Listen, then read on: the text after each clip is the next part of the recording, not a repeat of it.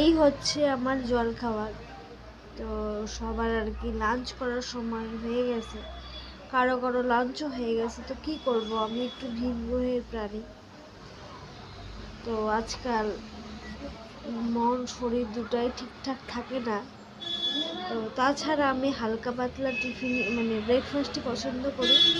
এখানে আছে একটু জল, একটুখানি হরলিক্স আর বনরুটি যাকে বলে ওটা ছিঁড়ে নিয়েছি। তো এই হচ্ছে আমার ব্রেকফাস্ট আর কি, মানে সকালের জল খাবার আমি খাচ্ছি 2টো 2:30টার মতো বাজে আর কি।